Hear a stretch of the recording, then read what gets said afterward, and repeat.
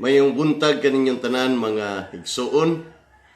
Akong panghinaot kanunay nga ang grasya sa Dios kanunay nagatiman kanato, naghatag kanato og sustenance ug karong kabuntagon kita na usab magdungganay sa mensahe sa pulong sa Dios.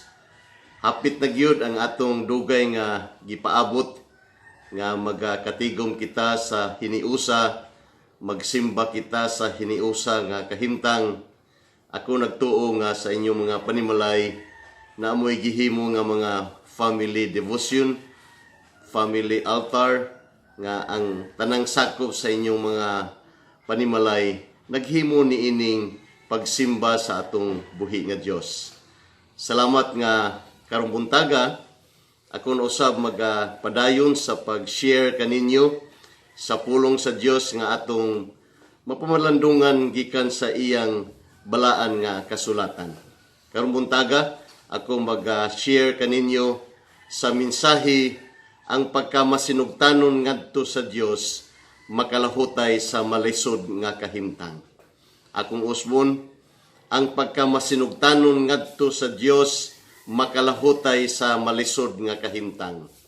Obedience to God endures difficult situation. Ato ning mabasa sa libro sa 1 Kings chapter 17 verses 1 to 7. Kung doon na mo'y mga Biblia dinha ato kining ablihan o mudungan kamo pagbasa kanako niining pulong sa Ginoo nga makita nato og mabasa sa 1 Kings chapter 17 verses 1 to 7. Magsugod ta sa verse 1. And Elijah the Tishbite, who was the inhabitants of Gilead, said unto Ahab, As the Lord God of Israel liveth, before whom I stand, there shall not be dew nor rain these years, but according to my word. And the word of the Lord came unto him, saying, Get thee hence, and turn thee eastward, and hide thyself by the brook Cherith that is before Jordan. And it shall be that thou shalt drink of the brook, and I have commanded the ravens to feed thee there. So he went and did according unto the word of the Lord, for he went and dwelt by the brook Cherith that is before Jordan. And the ravens brought him bread and fleece in the morning, and bread and fleece in the evening, and he drank of the brook. And it came to pass after a while that the brook dried up, because there had been no rain in the land. Ang Diyos nagapanalangin na sa pagbasa sa iyang mga pulong. Magaampo kita. Ginoon Diyos ni ining kabuntagon, ikaw gyud ang among pasidunggan. Ang imong mensahe kanamo kanunay gyud nga magadala og pagpamuhat o kausaban sa among mga kinabuhi. Salamat karon among gi-claim Ginoo nga sa gihapon ang imong mga kanakan naay kalipay, naay kadasig, o sa gihapon makapabag-o sa ilang mga kinabuhi uban sa kasiguruhan nga walain namo nga simbahon, ikaw lamang buhi nga Dios sa among mga kinabuhi. Salamat dining tanan, in Jesus name, amen. Atong masayran nga adunay pipila ka mga tao karon nga tingali mo sulti ko nga nagatubang sa ingon imposible nga kahimtang samtang ako nagsulti niini. Tingali nagatubang ka sa usa ka sitwasyon og ingon og walay paglaom. Gitanaw nimo ang imong kahimtang og gibati nga wala lagi lutsanan nining tanan. Kung susihon nimo ang imong mga kapilian, dili nimo mahibal-an kung unsaon nimo paglahutay. Gusto ko nga magpadasig kanimo karon kung tan-awon nato ang pulong sa Dios atong mahibaluan nga adunay paglaom kung ang mga butang daw walay paglaom. Imposible nga mahimog, imposible ang mga butang apan ang Dios unsay sulti sa Ginoo sa Dios ang tanan nga mga butang posible. Kung kita walay gahom kinahanglan angay natong hinumduman nga nagserbisyo kita sa usa ka labing gamhanan nga Dios. Bisan kung wala nato mahibaloi kung unsa ang umaabot, kita nakahibalo kung si kinsa ang nagunit sa atong ugma, dili ba? Sa atong gipili nga teksto karon, nakita ni Elias ang iyang kagulingon sa usa ka lisod nga sitwasyon. Nining higayuna sa iyang kinabuhi, dali ra nga maluya siya. Tingali gitintal siya aron magbasol sa iyang kagalingon, ug sa diha nga siya mitan-aw sa iyang mga kahimtang, ako sigurado nga namalandong siya kung unsa ang naa sa Dios. Apan si Elias ang tawo sa Dios, nagmatinumanon taliwala sa daghang kalisod. Ug ang Dios matinud-anon usab nga nagpaluyo kaniya ug nanalipod kaniya. Igsuon kung ikaw naa sa taliwala sa usa ka grabe nga bagyo. Kung maglakaw ka sa usa ka lawom, mangiub nga walog, gusto nato nga karong buntaga. Makita nato pinaagi sa istorya ni Elias kung giunsa niya paglahutay. Kung atong subayon kining mga bersikulo ug tan-awo nato kung giunsa paglahutay ni Elias sa iyang malisod nga kahimtang, ato kining susihon ug tukion mga kaigsuonan. Ang pulong sa Ginoo nagsulti dinhi sa verse 1, and Elijah the Tishbite, who was of the inhabitants of Gilead, said unto Ahab, as the Lord God of Israel liveth, before whom I stand, there shall not be dew nor rain these years, but according to my word. Kining pulong sumala sa akong mga pulong. Mao kini ang paagi mga igsuon aron makalahutay ta sa malisod nga kahimtang apan mahimo kini nga hinungdan usab sa atong kahimtang. Ingon ni ana ang nahitabo kang Elias. Si Ahab mo ni ikapito nga hari sa Israel. Ang iyang asawa nga si Jezebel, siya adunay daotang impluwensya diha sa kang King Ahab. Si Elias usa ka propeta sa Dios. Ug gipadala siya sa Ginoo aron atubangon si Ahab. Ug tungod sa pagkadautan ni Ahab, mo'y hinungdan nga ang Ginoo nagpadala og usa ka grabe nga holaw ni anang maong yutaa. Kini nga mao nga holaw sumala pa sa atong gibasa, mulungtad kini sa 3 ug tunga ka tuig.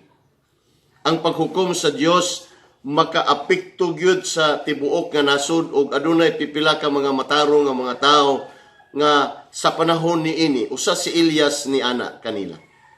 Apan ang mga matarong dili makalikay sa epekto niini nga hulaw. Ug ang mga isyu ni Elias nag-record niini nga mga bersikulo wala gipahamtang ni Ahab. Wala siya mag-antos tungod sa sala sa iyang kinabuhi. Ang hinungdan nga nakita ni Elias ang iyang kaugalingon ni ini nga kahimtang tungod kay gidisenyo kini sa Ginoo para diha kaniya. Mga igsuon, ikaw ug ako, nagpuyo ni ining kalibutan nga naagyud ang pagkadautan. Bisan kung kita mga anak sa Dios, dili gyud kita mahilayo o exempted sa kasamok nining kalibutan. Niini nga kinabuhi nag-antos kita gikan sa makalilisang nga sangputanan sa sala sa tao. Kung matinumanon kita alang sa Ginoo, kung kita hingpit nga mitugyan sa kabubuton sa Ginoo, mahimong mag-atubang kita o kalisod ingon sa usa ka direktang sangputanan sa atong pagka masulundon. Minahal nga igsuon, ang bugtong paglaom nga gikinahanglan nato aron makalahutay sa malisod natong kahimtang, mao ang pagkamasinugtanon nato alang sa Ginoo. Wala biya kita sa ari kung matinumanon kita alang kaniya, dili kita magatubang og kasamot. walay garantiya nga kung kita matinumanon alang sa Ginoo, tangtangon niya ang atong kasamo. Sa tinuod, adunay pamatuod sa Biblia nga ang mga kanakan sa Ginoo kanunay kitang magantos tungod sa atong baruganan alang sa atong buhi nga Dios. Apan makasali kita nga kung magpuyo kita alang kaniya, manalipod siya kanato. Makapatintal kini nga makapahilayo sa uban diha sa Ginoo, igsuon ini buntaga ayaw ka na buhata. Bisan unsa pa ang imong giatubang karon niining panahona. Kung gusto nimo nga mulahutay sa imong kahimtang, magmasinugtanon kita sa Ginoo. Ang pangutana sa matag usa kanato nining buntaga, unsaon nato pagpadayag ang pagkamasinugtanon ngadto sa Dios aron makalahutay sa malisod nga kahimtang. How can we show obedience to God to endure difficult situation? Upat ka mga butanga atong tun-an dinhi, kinahanglan nga naa ang pagpamati sa Ginoo. Pangitaa ang Ginoo, pagsandig sa Ginoo, ug pagkat-on sa Ginoo. Atong tukion kining una natong pagpadayag sa atong pagkamasinugtanon ngadto sa Dios aron makalahutay sa malisod nga kahimtang. Ang una nga pagpadayag mao kini, pamati sa Ginoo. In verse number 2, and the word of the Lord came unto him, saying, Give thee hence and turn thee eastward, and hide thyself by the brook Cherit, that is before Jordan. Ug ang pulong ni Jehova midangat kaniya nga nagaingon, pahawa ka dinhi og lumiso ka padulong sa silangan og magtago ka sa sapa sa Cherit nga anaa sa Jordan. Kung nagpuyo ka alang sa Ginoo, siya magapakigistorya kanunay kanimo. Pangunahan kaniya sa walog nga imong giadtuan. Ang Ginoo nakigistorya kang Elias o gisultihan siya nga kung asa muadtog unsay iyang angay buhaton. Kung nagatubang ka sa usa ka panahon sa kalisod, tingali dili kadali baya pagpamati sa Ginoo, di ba? Kung nagsulti siya, tingali dili kita ganahan kung unsa ang iyang gisulti. Ang kamatuoran niini nga number 1 nga mahimo nga magsugo siya kanimo sa pag-adto sa bisan diin dili nimo gusto nga moadto. He will tell us to go somewhere we don't want to go. Unsay gisulti din is verses 2 and 3, and the word of the Lord came unto him saying, Give thee hence and turn thee eastward, and hide thyself by the brook Cherit, that is before Jordan. Ug ang pulong ni Jehova midangat kaniya nga nag-ingon, pahawa ka dinhi og lumiso ka padulong sa silangan ug magtago ka sa sapa sa Cherit nga naa sa Jordan. Atong mabantayan dinhi nga gisugo sa Dios si Elias nga mulakaw ug magtago sa sapa sa Cherit. Kining Cherit, nagpasabot kini nga giputol, dunay pagputol.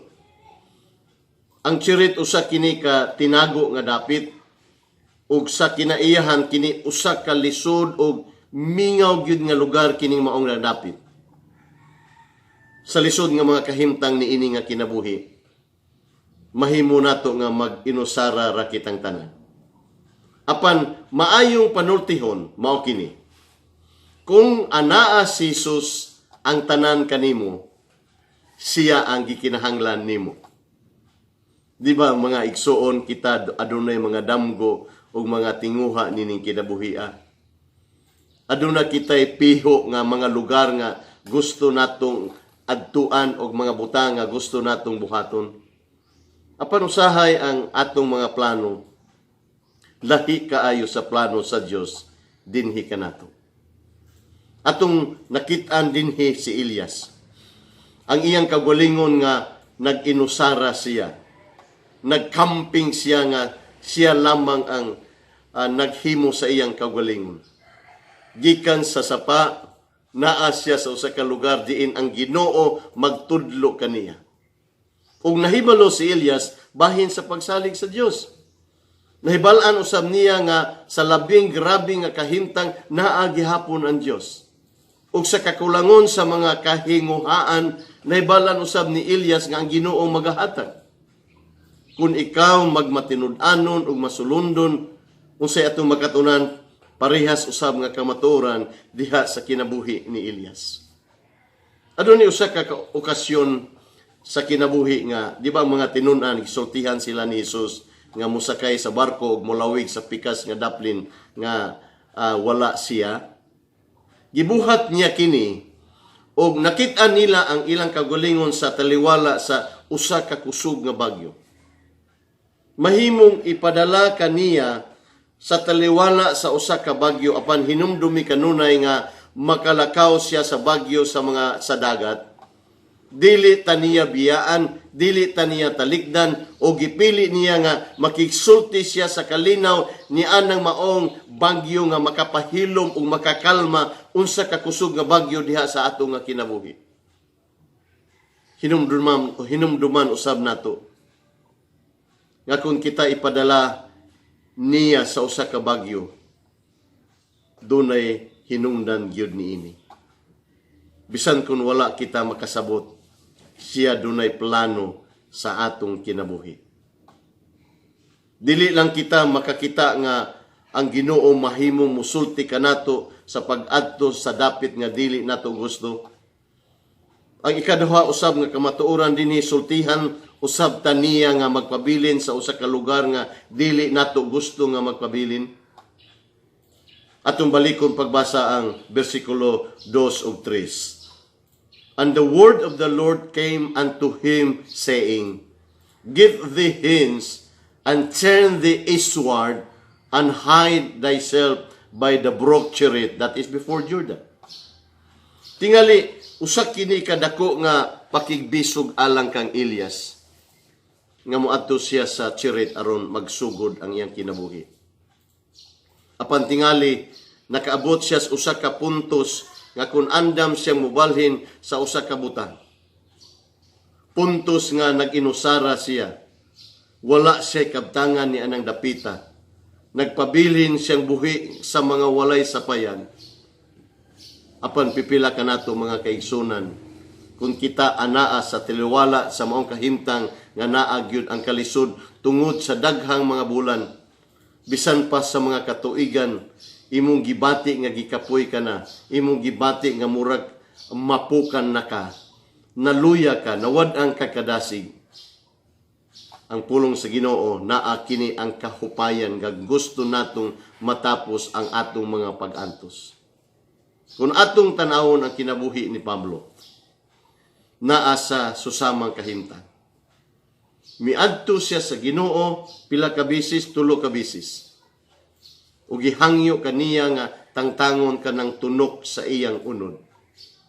Apan ang tubag sa Ginoo ngadto kang Pablo sa 2 Korinto kapitulo 12 bersikulo 9. Ang akong grasya igo alang kanimo, kay ang akong kusog nahimo nga hingpit diha sa imong kahoyan. Samtang nagsulti ako niini karong buntaga, mga igsoon,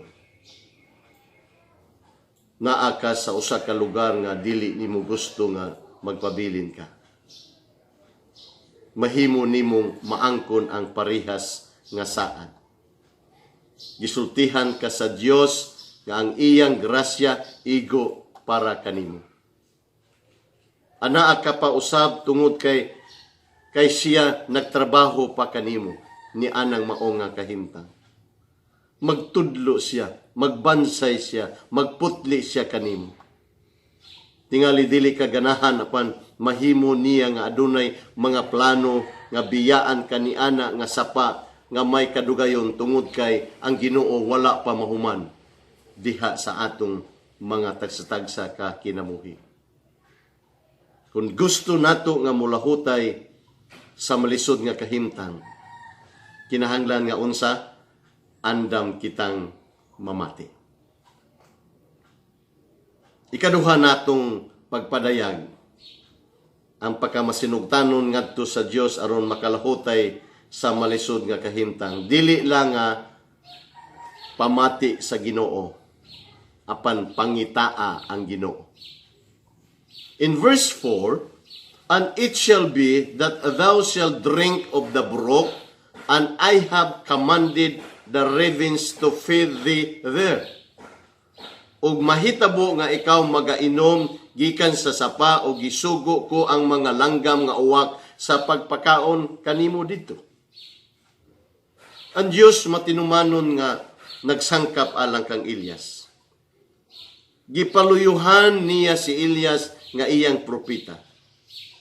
Unsay gibuhat ang sa uwak, matag adlaw magdala siya tinapay og unod og siya moinom sa tubig gikan sa sapa. Sigurado ako nga gisumhana o gikapoy na si Elias sa maong tinapay, unod og tubig kada adlaw nga gipadalhan siya sa Ginoo pinaagi ni ining mao nga langgam nga uwak. Dili kita matingala kung gusto niya nga mabag-o usab ang iyang mga talan-awon sa panahon nga naa siya na maong dapita. Apan gisalikway ni Elias ang tentasyon sa pagdala sa mga butang sa iyang kaugalingon nga mga kamot. Wala gini siya magawas aron siya mangita og lain nga sudanon nga mangayam siya. Wala pud siya mangitag lain nga sapa.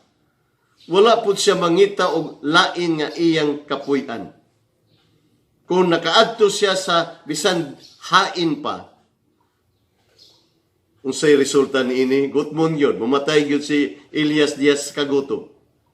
Tungod kay gisugo sa Dios ang mga uwak nga musangkap diha kang Elias, naapoy kahimtang nga gisugo siya sa Dios nga dalan siya di anang dapita o siya pagtuon niya na mao nga dapit.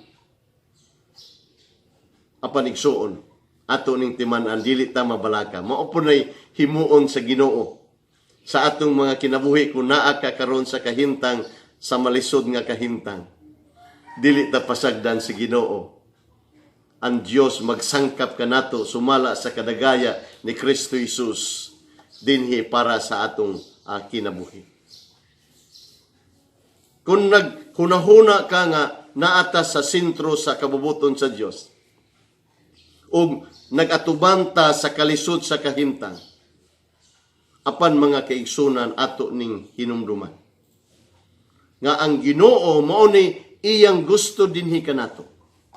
Unsa may ipaabot niya kanato diha kaniya nga kita musalig sa iyang pagsangkap, musalig sa iyang pagtagana, musalig sa iyang pagpanalipod, ug ang saad sa Ginoo makalahutay gyud ta niining malisod nga kahimtang, ug dapat nga magpangita ta sa Ginoo ug sikinsa siya para sa atong mga kinabuhi.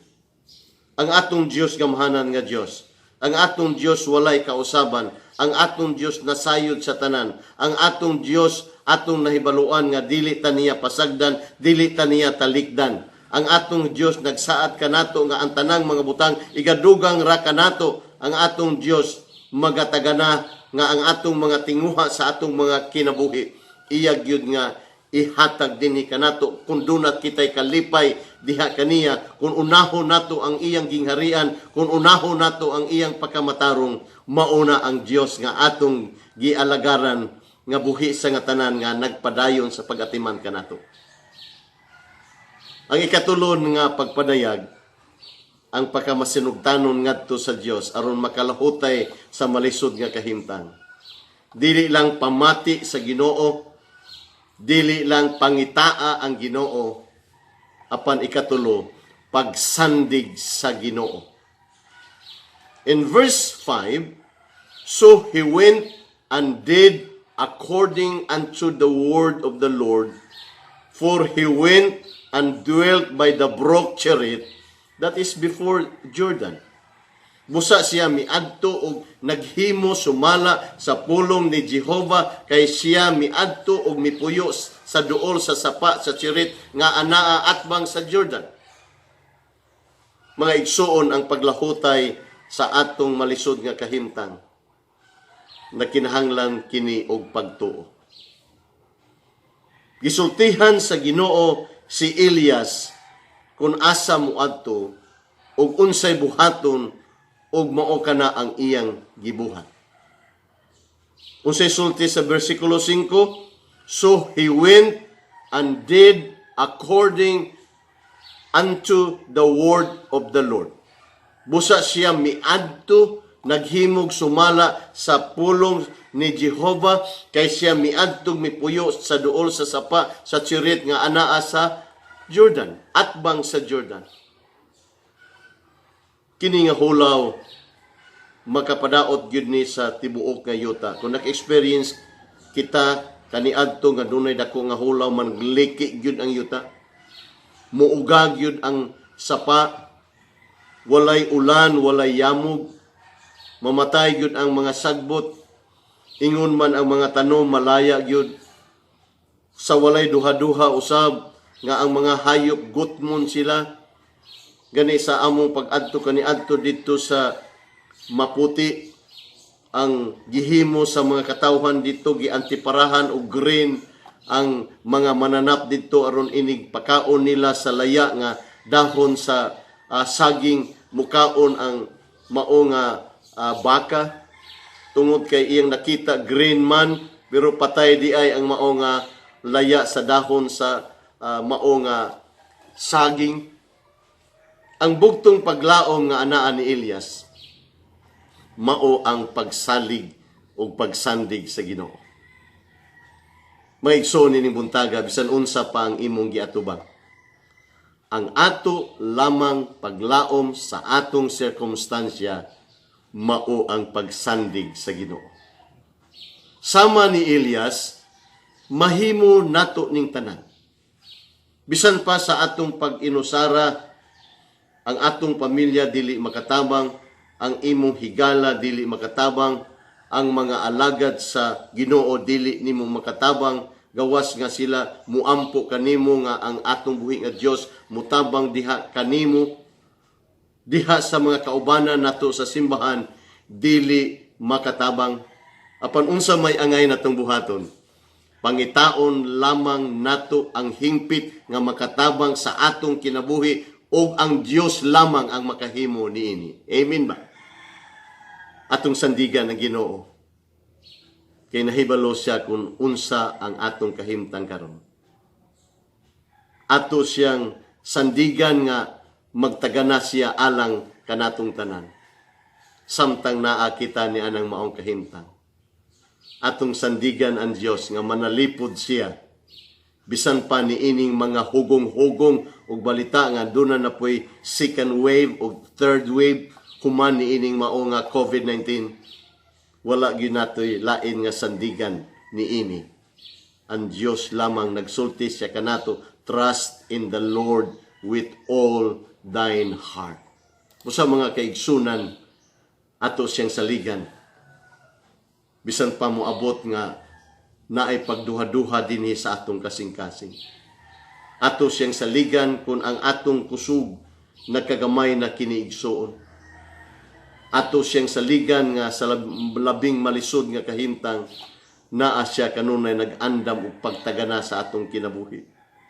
Ato siyang saligan tungod kay siya matinud-anon nga Dios. Ato siyang saligan tungod kay ang gusto niyang mahitabo sa atong kinabuhi, hatagan kita og labing maayo dinhi kanato. Atong saligan tungod kay ang kasing-kasing ni Hesus nahigugma sa hilabihan sa iyang mga kanakan nga dili ta niya pasagdan ug hatagan ta og kapahulayan sa ato nga kinabuhi. Kini nga hulaw igsuon milungtad sa tulog tunga ka tuig. Walay gihatag ang Dios ngadto kang Elias ang mga detalyado nga agenda nga unsay mahitabo.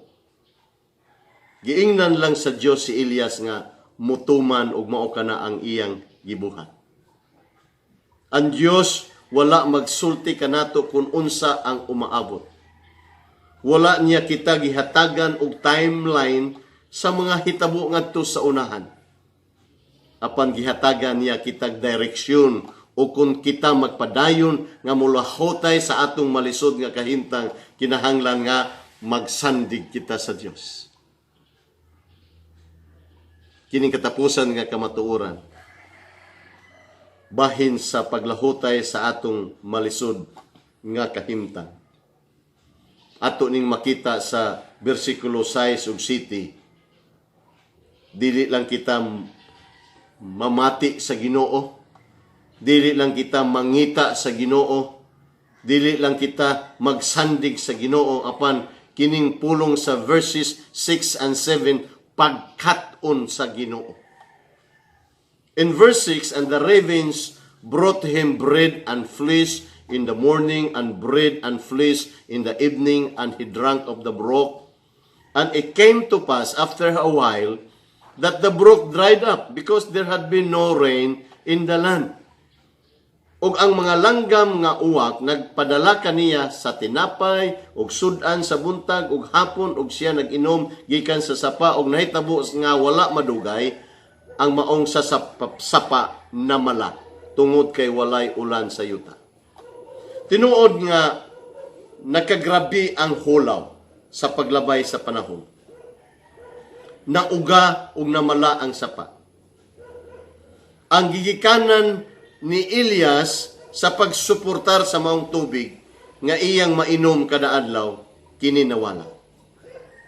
Apan unsay gihimo ni Elias?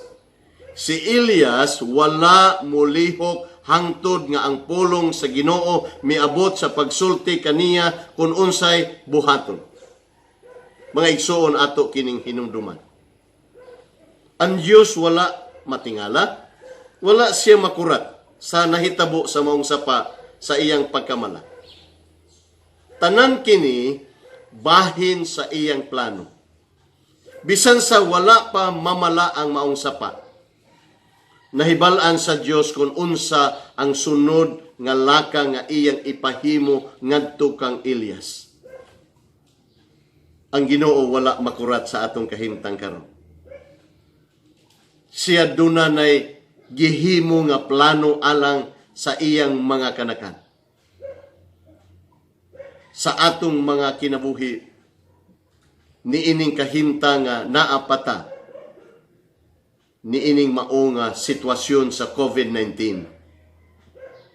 Gani nagakalibog sila kung naapabagihapon sa first wave o second wave, apan dili nato libogon ang atong kaugalingon, kay ang Ginoo mao may nagunit sa atong kinabuhi ug siya nasayod ug nag-andam na siya og plano alang kanato. Tinuod wala nato mahibaluan ang umaabot. Apan unsa nahibal-an sa Dios niining mao nga istorya. Adunay usa ka tawo nga nag-ingon, ang kabubuton sa Dios dili mudala kanimo, diin ang grasya sa Dios dili makapadayon sa pagtipig kanimo. Tinuod na. Bisan unsa kadautan ang mahimong mahitabo dinhi sa atong kinabuhi, kung ikaw anak sa Dios, siya naara diha uban kanimo. Gitagaan kitag usa ka dako nga saad nga atong mabasa diha sa Roma 8:28, ug nahibal-an nato nga ang tanang mga butang mulihok alang sa atong kayuhan kanila nga nahigugma sa Dios, kanila nga gitawag nga uyon sa iyang katuyuan. Kini igsuon usa ka saad nga ato gyud nga gunitan, ato gyud nga hawiran. Hangtod niini nga puntos si Elias matinud-anon. Apan adunay pagbag-o sa iyang mga kahimtang dinhi sa bersikulo 7. Ang sapa na hubas. Og sa maong kahimtang, tingali kung ikaw naa pa sa maong kahimtang musultig muhuna-huna ka unsa ang iyang tubag. Wala ba ikaw makadungog kaniya nga nag-ingon, Ginoo, ako nagmatinumanon kanimo. Giunsa mo nga nahitabo man kini kanako. Ako nagpabilin niining maong sapa tungod kay gisultihan mo ako nga ako magpabilin og kana akong gibuhat. Sa adlaw-adlaw ako nakalahutay niining tinapay o nakainom niini nga tubig pinaagi sa mga uwak nga imong gisugo sa pagdala kanako. Karon Ginoo, unsa may gihimo nimo kanako? Hain man ang kaayuhan diin ako nag-alagad kanimo. Mugib up na ko, Ginoo. Ikaw na ang bahala sa akong kagalingon. Panghuna-huna lamang ka na igsuon kung unsa ang naa sa kahimtang ni Elias. Apan, di ba familiar usab ka na? Kung kita maminaw sa pipila sa mga katawhan sa Dios, mopud ka na'y posible nga tubag nga naa sa ilang kasing-kasing nga ipaabot ngadto sa ilang buhi nga Dios. Apan imbis nga makakaton sila gikan sa Ginoo, si Elias mismo, unsa may nahitabo niini, nag-antos hinuon tungod sa sangputanan sa maong pagka-rebelde. Apan si Elias, akong nakita dinhi nga wala siya mo response ingon niini. Nganuman, ang hinungdan mao nga siya nakakaton sa Ginoo. Ang hinungdan nga nakita niya nga ang Dios matinud-anon sa iyang kinabuhi, matinud-anon sa pagpanalipod, matinud-anon sa paghatag, matinud-anon sa pagsangkap, matinud-anon sa pagtagana. Bisan dili siya makakaon sa iyang paborito nga steak, nga mukaon siya og gusto og fried rice, mag-inom siya og juice og soft drinks ba? Apan unsay nahitabo dinhi, nakita niya ang kaayo sa Ginoo nga siya gipaluyuhan sa Dios hangtod nga sa iyang kahimtang karon. Nagsalig si Elias kaniya nga kung ang Dios nagsangkap niya karon, ang Dios usab musangkap kaniya sa maabot nga panahon. Mao kana ang atong buhaton mga kaigsunan. Usahay mabalakata. Apan sa dihang atong hinuktukan kanang Dios nga atong giilagaran walay kausaban. He is the same yesterday, today, and forever. Ang Ginoo nga muatiman kanato, musangkap kanato, muhatag kanato paglahutay, siya usab muhimo kanato sa atong umaabot nga ugma para sa atong kinabuhi.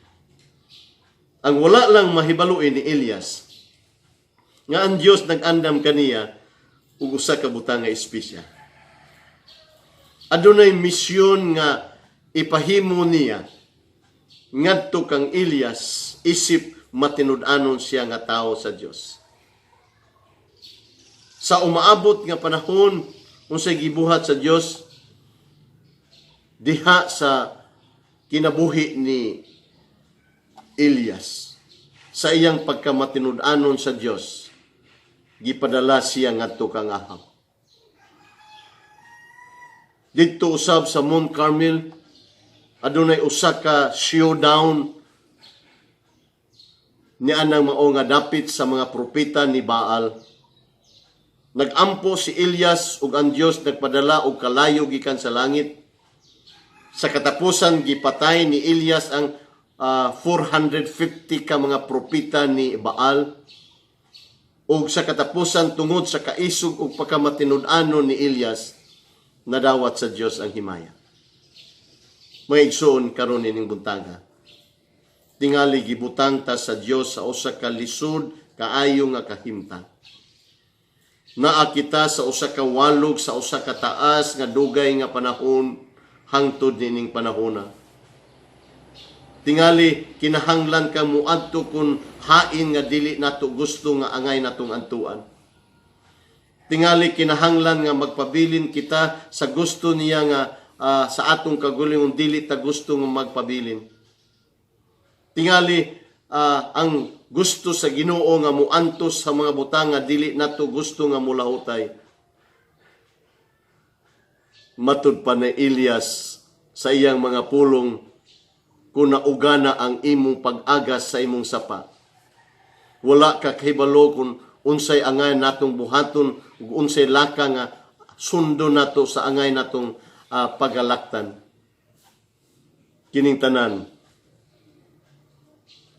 nga mao nga kahimtang musulti ta nga walay paglaom ug gibati nato nga wala tay mahimo. Apan nangutana ta sa aton Dios, unsaon nako paglahutay niining malisod nga kahimtang. Klaro kayo ang tubag sa Ginoo sa atong mga kinabuhi. Una, kinahanglan gyud nga masinugtanon ta sa Dios. O kanang maong pagkamasinugtanon gusto sa Dios nga makit-an unsaon nato pagpadayan.